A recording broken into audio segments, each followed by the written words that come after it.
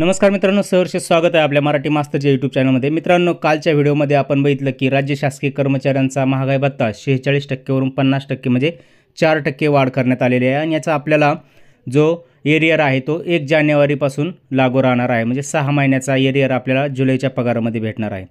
त्याच दरम्यान 5 फेब्रुवारी 2019च्या शासन निर्णयानुसार जर आपला महागाई भत्ता 25% ने वाढत असेल, म्हणजे पहिला टप्पा 25%, नंतर 50%, आता आपला महागाई भत्ता 50% झालेला आहे, तर या शासन निर्णयानुसार आपल्याला जो देय घरभाडे भत्ता आहे तो सुद्धा 1% ने वाढ द्यायची अपेक्षा आहे।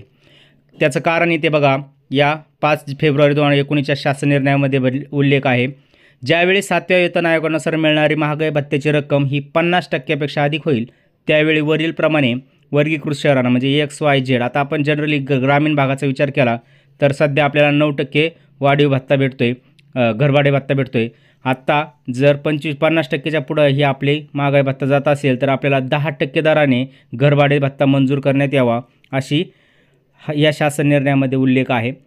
ज्यावेळेस इथे वर पिवळ्या याच्यामध्ये तुम्हाला दिसेल 7व्या वेतन आयोगानुसार निर्णय केलेला महागाई भत्ता 25%ची मर्यादा ओलांडेल, त्यावेळी वरीलप्रमाणे वर्गीकृत शहरांना अनुक्रमे 27%, 18% व 9% दराने घरभाडे भत्ता मंजूर करण्यात यावा। आपला 25%च्या पुढे जेव्हा महागाई भत्ता गेला होता तेव्हा आपला घरभाडे भत्ता 9% होता।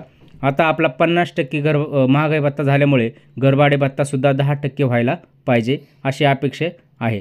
लवकरच काही दिवसामध्ये ही सुद्धा गुड न्यूज आपल्याला मिळणार आहे।